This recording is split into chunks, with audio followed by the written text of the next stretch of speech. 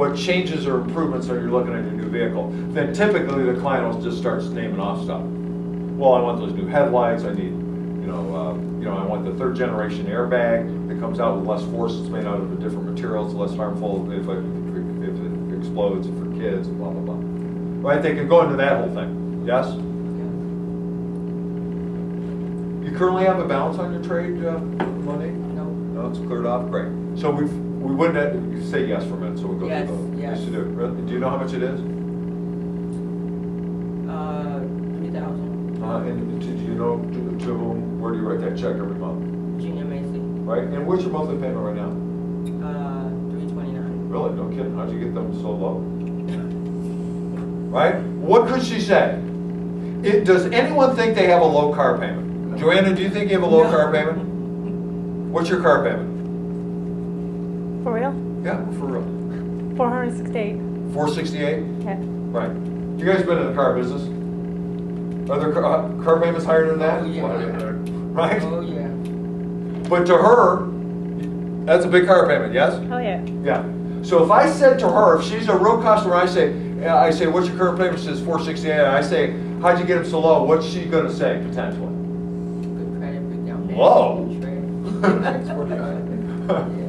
That ain't low to me. He's trying to make it every month. Right? Because what's she trying to do? Where's her psychology? Want to lower car payments. Right? And where's our psychology? Get her pay more. Yeah. Right? Those are two very different psychologies, Yep. yes or no? Yes. Absolutely. Right? I mean, real world, guys, now that you're on this side of the fence, salespeople, you're not customers anymore, now you're salespeople. How is it you've thought for so many years that you could drive a car, put miles on it, put a dent or two in it, burn through the tires, run it till it's out of warranty, trade it in dirty, buy a brand new car with a warranty, with no dents, clean it as a whistle, and stay at the same payment or decrease in payment? Tell me how those customers think. Now, you guys are a salesman now. Now, tell me why you thought that. Think about it, right? That can't be done unless what? Equity programs. Right? Or money down, Yep. right? So if I say to her, how'd you get them so low? She's going to say, well, those aren't low. Or she can say, what? I put some money down.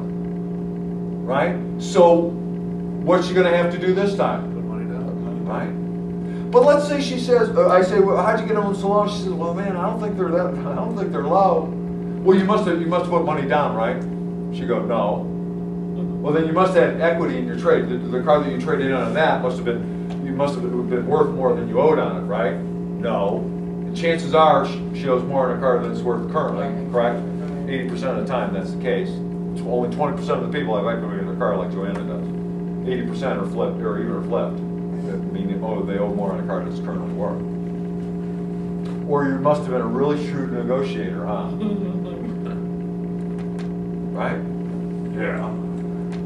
That's it. That's right. That's one. Yeah. You better sharpen your pencil. Right? Because I don't pay too much for nothing, right? Let me ask you this. Where'd you buy that car at? What dealership? Uptown Pontiac. Right. How was the experience there? How was the salesperson? It was okay. It was okay. What would have made it better? If I hadn't been there for 8 hours. The time's money, right? Yes. I mean, 8 hours. Wow. That's crazy. That's crazy. Do you mind me asking how much? Well, I don't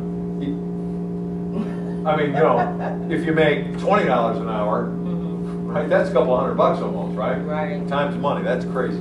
That's absolutely crazy. What else? On a scale of 1 to 10, 10 being the perfect sales experience, how would you rate that sales experience? My Overall? last sales experience? Where you bought that car? A 3. A 3. Yeah. What else other than the time made it a 3 rather than a 10? My car wasn't ready, it wasn't clean, the salesman kept disappearing, Right. left me for hours by myself. Right. Car wasn't clean. Salesperson left you alone, didn't know, so you're just like Sitting there waiting, watching television, that's it. right. You watch TV at home, right? Or be at work making money, right? I understand. And did you have the car serviced there as well, or somewhere else? No, I didn't service the car. Yeah, that figures. Where'd you have it serviced? At a local place near you? No, here. Oh, you had it serviced here? Yes. How was the service here? Service was good. Right, was it convenient for you? Yes. Great, excellent. So, Monica, I want to make sure that I heard exactly what you said here. I've taken notes, but I want to make sure I heard. The salesperson in the dealership that you want to buy your next car, this car from, because obviously you've already made a decision to buy one, you're just trying to figure out from whom and where. That person is got to understand and appreciate and have empathy for you that you don't have all the time in the world. Right. Right? You've made a decision to buy a car. This shouldn't take all day. You know, frankly, if you're here any more than a couple hours today, here buying the car, it's your fault, not mine. Right? I'm going to tell you that right now. Okay. And that's kind of what I'm trying to do now, is trying to shorten the process up for you, frankly. And from what I hear you say, that during the transaction, that you want me around at least if you have a question, I'm here to answer it. Right. Right? And obviously, I mean, there's no way I'm going to deliver a car to you dirty. I mean, that car is going to be pristine. As a matter of fact, and this is what I did when I sold cars, I used to always wear a handkerchief in my pocket. Always. And then have another one in my inside pocket. And when they come and deliver, when the customer comes, they deliver the car, I wipe the outside mirror with that handkerchief out of my pocket. There was a monogram CSL on it. I opened the car door with my handkerchief in my hand. And then I threw the handkerchief on the seat of the car. No, in their minds, no human hand had ever touched their car. That was my calling card. That's what made me different. That's, for me, how I did 400 a year. Okay? That was my deal. Go see the guy with the handkerchief. You get a free handkerchief, right? All right? So that's how you're going to get your car delivered. Right? And in terms of servicing, you want to do service at a place. Certainly you wouldn't go back there because you thought the same thing was going to happen in service there that happened during the sale, right? And that's inconvenient for you, right? Yeah, they just didn't care. Right. Well, here's how convenient buying a car from me here is going to be. Let me give you an example. Your car's due to have servicing on it. Now you're my client. You're under my protection. If I'm physically capable of doing it, you call me. I'll make your service appointment for you. You bring the car in. I'll take you to work, or if I'm physically capable of doing it, I'll take you to work, right? Drop you off, then I'll come back, I'll deliver your car to you, right? And then you just drive home. All you got to do is get it here. If you can't get it here, call me. If I can, I'll come and get it. Okay. Right? Now that's convenience, is it not? You gonna write that down? Yes, ma'am. Okay. If that's what you need. Yep. All right? Now what have you just sold them? The car. You and what else a little bit? The store. The store, because I'm making it convenient for her to do business with me at that dealership, yes or no? Yeah. Right now I could be, right, remember what I said? She's 5 miles away from my competitor. I'm 15 miles away from her where she lives or works. But I'm going to seem like I'm right next door, man. Now you've got to check with your managers on what you can and can't do. I'm just giving you an example. But do you see how the importance of making it easy and convenient for them to do business with you, yes or no? Yes. That, absolutely. You have a big family? Big this way. Big this one? You got big kids? Yes. How many? 2 boys. 2 boys?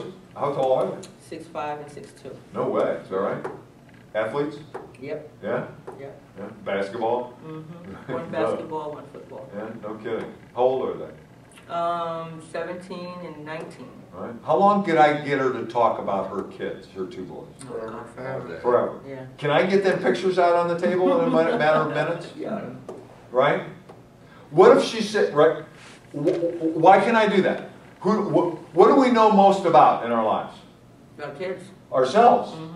And what else? Family. If she had said business, right? So, you're going to be using the car for family or business? Business, really. Really? What business you in? Well, I'm an axe murderer. No kidding.